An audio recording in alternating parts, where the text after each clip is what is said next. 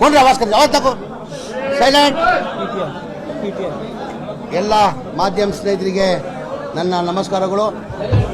ಮಾನ್ಯ ಮುಖ್ಯಮಂತ್ರಿಗಳು 2-3 ಸತಿ ಘೋಷಣೆಯನ್ನು ಮಾಡಿದರು. ಜಮೀರ್ ಅಹಮದ್ ಖಾನ್ 5ನೇ ತಾರೀಕಿಗೆ ದಾವಣಗೆರೆಗೆ ಪ್ರಚಾರಕ್ಕೆ ಬರ್ತಾರಂತ 2-3 ಕಡೆ ಮಾನ್ಯ ಮುಖ್ಯಮಂತ್ರಿಗಳು ಹೇಳಿದರು. ನಾನು ಕೇರಳದಲ್ಲಿದ್ದೆ. 26ನೇ ತಾರೀಕಿಂದ ಹಿಡ್ಕೊಂಡು 10 ದಿನ ಕಾಲ ನಾನು ಕೇರಳದಲ್ಲಿದ್ದೆ. ನಮ್ಮ ಕಾಂಗ್ರೆಸ್ ಪಕ್ಷದಿಂದ ಸ್ಟಾರ್ ಕ್ಯಾಂಪೇನರ್ ಆಗಿ ನನಗೆ 10 ಡಿಸ್ಟಿಕ್ ಇನ್ಚಾರ್ಜ್ ಕೊಟ್ಟಿದ್ದರು. 10 ಡಿಸ್ಟಿಕ್ ಇನ್ಚಾರ್ಜ್ ಕೊಟ್ಟರು. ಆ ಹಿನ್ನೆಲೆಯಲ್ಲಿ ನಾನು ಕೇರಳದಲ್ಲಿದ್ದೆ. ನಾನು 5ನೇ ತಾರೀಕು ಬರಬೇಕಂತ ತೀರ್ಮಾನ ಮಾನ್ಯ ಮುಖ್ಯಮಂತ್ರಿ ಸೂಚನೆ ಮೇಲೆ 5ನೇ ತಾರೀಕು ಪ್ರಚಾರಕ್ಕೆ ಬರ್ತೀನಿ ಅಂತ ಹೇಳಿದೆ. ನಾನು ಇವತ್ತು ಪ್ರಚಾರಕ್ಕೋಸ್ಕರ ದಾವಣಗೆರೆಗೆ ಪ್ರಚಾರಕ್ಕೋಸ್ಕರ ನಾನು ಇವತ್ತು ಬಂದಿದ್ದೀನಿ. ನಾನು ಯಾರು ಹೇಳಿದ್ದು ನಿಮ್ಗೆ ಮುನ್ಸ್ಕೊಂಡಂತ ನೀವೇ ಮಾಧ್ಯಮದಲ್ಲಿ ಸೃಷ್ಟಿ ಮಾಡಿರೋದು. ನಾನು ಯಾವತ್ತೂ ಮುನ್ಸ್ಕೊಂಡಿಲ್ಲ. ನಾನು ಮಾಧ್ಯಮದಲ್ಲೂ ನಾಮಿನೇಷನ್ ಹಾಕುವಾಗ ಸ್ವಲ್ಪ ಸುಮ್ಕಿರಪ್ಪ. ನಾಮಿನೇಷನ್ ಹಾಕಿದ್ದಿನ ನಾನು ಮಾನ್ಯ ಮುಖ್ಯಮಂತ್ರಿಗಳ ಜೊತೆಯಲ್ಲಿ ಬರಬೇಕಾಗಿತ್ತು. ನನ್ನ ಕ್ವಶನ್ ಇತ್ತು, 3 ಕ್ವಶನ್ಸ್ ಇತ್ತು. ಅಲ್ಲೇ ಮಾಧ್ಯಮದಲ್ಲಿ ವಿಧಾನಸೌಧದಲ್ಲಿ ಹೇಳಿದೆ ಮಾಧ್ಯಮದವ್ರಿಗೆ. ನಾನು ಆ್ಯಕ್ಚುಲಿ ಕ್ವಶನ್ ಇದ್ದಿದ್ದಕ್ಕೆ ಕಾರಣಕ್ಕೆ ನಾನು ಹೋಗಕ್ಕೆ ಸಾಧ್ಯ ಆಗಿಲ್ಲ. ನಾನು ಚುನಾವಣೆ ಪ್ರಚಾರಕ್ಕೆ ಹೋಗ್ತೀನಿ, ಗೆಲ್ಸ್ಕೊಂಡೇ ಬರ್ತೀನಿ ಅಂತ ಹೇಳಿದ್ದೀನಿ. ನಾನು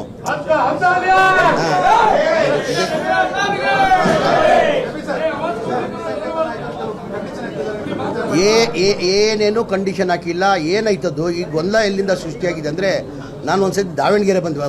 ಹುಬ್ಳಿಯಿಂದ ಬೈ ರೋಡ್ ದಾವಣಗೆರೆಗೆ ಹೋಗ್ತಾ ಇದ್ದೆ. ನಮ್ಮ ಅಧ್ಯಕ್ಷರು ಮನೆಗೆ ಊಟಕ್ಕೆ ಕರೆದಿದ್ರು. ಊಟಕ್ಕೆ ಕರೆಯುವಾಗ ಒಂದು 400 ಜನ ಸೇರಿದ್ರಲ್ಲಿ, ಎಲ್ಲ ಸಮಾಜದವ್ರು ಸೇರಿದರು. ಅವ್ರು ಬಂದು ಕೇಳಿದ್ರು ಟಿಕೆಟು. ಸರ್ ಈ ಬಾರಿ ದಯಮಾಡಿ ಹಿಂದಾಗಿ ಟಿಕೆಟ್ ಕೊಡಿಸಿ ಅಂತ ಕೇಳಿದ್ರೆ, ಆಯ್ತಪ್ಪ ನೀವು ಕೊಡಿ, ನಾನು ಹೋಗಿ ಹೈಕಮಾಂಡ್ ಇರ್ತೀನಿ. ಈಗ ನಾನು ಭಾಳ ಸತಿ ಹೇಳ್ತೀನಿ, ನಮ್ಮ ಕಾಂಗ್ರೆಸ್ ಪಕ್ಷ ಅಂದರೆ ಹೈಕಮಾಂಡ್ ಪಕ್ಷ. ಈಗ ಚಾಮರಾಜಪೇಟೆ ನಾನು MLA ಆಗಿದ್ದೀನಿ. 28 ನಾನು ಕೊಡ್ತಾರಂತಲೂ ನಿರೀಕ್ಷೆ ಇಟ್ಕೊಂಡಿಲ್ಲ. ನಾನು ಹೈಕಮಾಂಡ್ ಕೊಡಬೇಕಾಗಿರೋದು. ಹೈಕಮಾಂಡ್ 224 ಕ್ಷೇತ್ರ, ಮಲ್ಲಿಕಾರ್ಜುನ ಖರ್ಗೆ ಅವ್ರ ಕ್ಷೇತ್ರ, ರಾಹುಲ್ ಗಾಂಧಿ ಅವ್ರ ಕ್ಷೇತ್ರ, ಪ್ರಿಯಾಂಕಾ ಗಾಂಧಿ ಅವ್ರ ಕ್ಷೇತ್ರ. ಅವ್ರು ಯಾರು ನನಗೂ ಟಿಕೆಟ್ ಕೊಡಲೇ ಇರ್ಬೋದು.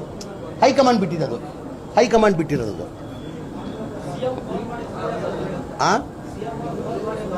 ಇಲ್ಲ, CM ಅವರು ಫೋನ್ ಮಾಡಿ ನೀವು ಬರ್ರಿ, ವೇಣುಗೋಪಾಲ್ ಅವರು 7ನೇ ತಾರೀಕುವರೆಗೂ ಅಲ್ಲೇ ಇರಬೇಕಂತ ಮಾನ್ಯ ಸಿದ್ದರಾಮಯ್ಯ ಅವ್ರು ಕೇಳ್ಕೊಂಡಿದ್ರು. ಇಲ್ಲ ಕಣೋ, ನೀನು ಬರಲೇಬೇಕು, 5ನೇ ತಾರೀಕಿಗೆ ನೀನು ಬರಲೇಬೇಕು, ನಾನು ಎಲ್ಲ ಕಡೆ ಹೇಳ್ಬಿಟ್ಟಿದ್ದೀನಿ ಅಂತ ಹೇಳ್ಬಿಟ್ಟು ವೇಣುಗೋಪಾಲ್ ಫೋನ್ ಮಾಡಿಬಿಟ್ಟು ಸಿದ್ದರಾಮಯ್ಯ ಅವರು, ಇಲ್ಲ ಸರ್ ನಾನು ಹೇಳ್ಬಿಟ್ಟಿದ್ದೀನಿ, ಅವ್ರನ್ನ ಕಳ್ಸ್ಕೊಂಡು ನಾನು ಆ್ಯಕ್ಚುಲಿ ಬರ್ತಾಯಿದ್ದೆ 5ನೇ ತಾರೀಕು. ವೇಣುಗೋಪಾಲ್ ರಿಕ್ವೆಸ್ಟ್ ಮಾಡಿದ್ದೆ, ಇಲ್ಲ ಸರ್ ಗೊಂದಲ ಸೃಷ್ಟಿ ಮಾಡಿಬಿಟ್ಟಿದ್ದಾರೆ, ಅಲ್ಲಿ ಸುಮ್ಮನೆ ಏನೇನೋ ಪ್ರಚಾರ ಮಾಡ್ತಾವ್ರೆ, ನಾನು ಹೋಗಿ ಬರ್ತೀನಿ, ಒಂದು ದಿನಕ್ಕಾದ್ರೂ ಹೋಗಿ ಬರ್ತೀನಿ ಅಂತ ನಾನು ವೇಣುಗೋಪಾಲ್ ಅವ್ರಿಗೆ ಹೇಳಿದೆ. 5ನೇ ತಾರೀಕು ಬರಬೇಕಾ, ಮಧ್ಯದಲ್ಲಿ ಗೊಂದಲಗಳು ಶುರು ಮಾಡಿಕೊಟ್ಟಿದ್ವಿ.